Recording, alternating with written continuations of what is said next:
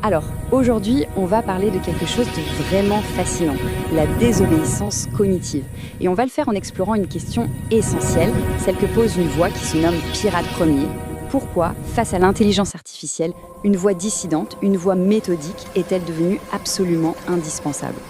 On commence fort avec cette citation de Pirate Premier. Et là, bam, ça pose direct le décor. Face à des systèmes conçus pour tout prévoir, comment est-ce qu'on fait pour préserver notre capacité à surprendre? Comment on crée cette petite brèche dans le mécanisme? Pour bien saisir l'enjeu, il faut revenir un peu en arrière, à un avertissement qui a été lancé bien avant que tout ça ne devienne si concret, c'est celui du journaliste Jacob Ward. Il a vu venir le piège. Ok, donc la thèse de Ward, elle est aussi simple qu'elle est redoutable. Le vrai danger, ce n'est pas Skynet, ce n'est pas une IA consciente qui se rebelle contre nous, non. Le danger, c'est une IA qui apprend nos propres failles, nos habitudes mentales, nos réflexes inconscients et qui les amplifie à une vitesse et à une échelle qu'on ne peut absolument pas maîtriser. Et là où ça devient vraiment fou, c'est que cette théorie, eh bien, ce n'en est plus une. C'est aujourd'hui un phénomène qui a été mesuré scientifiquement. Il a même un nom officiel. Ce qui est important de comprendre, c'est qu'on n'est plus dans la métaphore, c'est du concret. Lors de la grande conférence mondiale sur l'IA, NeurIPS, des chercheurs ont présenté des données qui sont, irréfutables. Cet esprit de ruche est un phénomène quantifiable, observable. Et pour le prouver, attention, ils n'y sont pas allés de main morte. Ils ont créé un jeu de données absolument colossal, Infinity Chat, avec 26 000 questions humaines. Des vraies questions, ouvertes, parfois complètement chaotiques. Le genre de questions qui, normalement, devraient provoquer une infinité de réponses créatives, différentes. Et les résultats sont sans appel. On observe un double effondrement. D'un côté, un même modèle d'IA finit par tourner en rond sur les mêmes idées.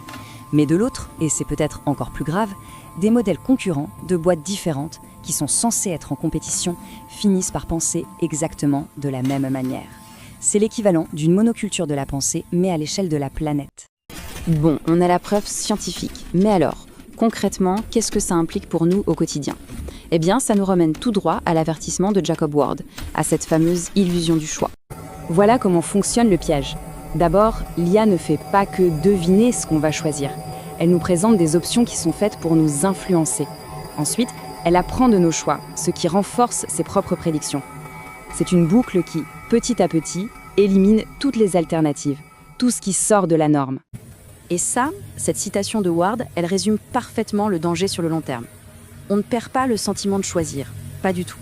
Mais on perd la diversité réelle des options. C'est un peu comme un buffet à volonté où en fait il n'y a qu'un seul plat. Voilà le cœur du problème. Le risque, il n'est pas juste individuel, il est civilisationnel. Toute l'innovation, toute la culture, tout le progrès, ça a toujours été le fruit d'une anomalie, d'une mutation, d'une exception. En lissant les extrêmes, en privilégiant la réponse moyenne, la réponse sûre, l'esprit de ruche attaque la source même de notre évolution. Alors, face à ce constat un peu glaçant, que faire? Est-ce qu'on baisse les bras? Eh bien, c'est là qu'une voix de résistance commence à se faire entendre. Une voix qui ne propose pas de tout casser, mais de déjouer l'automatisme de la machine. Et cette voix, c'est celle de Pirate Premier. Attention, ici, on ne parle pas d'une opposition frontale et violente. On parle plutôt d'une insurrection intellectuelle, méthodique, contre cette force qui veut tout standardiser. Cette phrase, elle capture l'essence même de sa philosophie. Il s'agit d'un effort conscient, volontaire, pour résister à la facilité de la pensée automatisée, pour cultiver ce qui nous rend justement imprévisibles.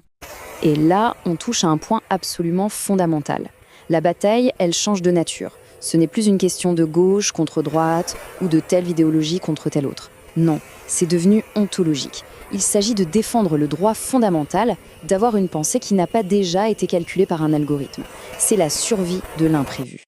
Bon, tout ça, c'est la théorie. Mais concrètement, comment on fait? Comment est-ce qu'on brise cette fameuse boucle? On passe du pourquoi au comment, avec des étapes très concrètes pour résister activement. Voici une sorte de manifeste pour la souveraineté de l'esprit. L'idée, ce n'est pas de rejeter l'outil, mais de l'utiliser différemment. Chercher activement la dissonance, se nourrir de sources que l'IA ne peut pas facilement classer, chérir nos propres contradictions et surtout, exiger des technologies qui protègent notre chaos créatif au lieu de vouloir l'effacer. Au fond, la stratégie de base, elle est presque poétique dans sa simplicité. Pour lutter contre une machine qui se nourrit de schémas, de régularité, le seul moyen, c'est de devenir imprévisible. Chaque choix qui sort de la norme est une petite victoire. Le constat est là. Il est sans appel. Le système est en place. L'esprit de ruche est déjà fonctionnel. On ne peut plus l'ignorer. la responsabilité nous incombe, à nous, de rouvrir une brèche, de créer des fissures dans cette logique de standardisation. Et donc, on termine sur cette question, la véritable interrogation que nous pose Pirate Premier. Est-ce qu'on va se contenter d'un gigantesque miroir algorithmique qui nous renvoie sans cesse une version moyenne de nous-mêmes, ou est-ce qu'on va se battre pour créer ce que la machine ne pourra jamais, jamais prédire ? L'histoire, en tout cas, n'est pas encore écrite.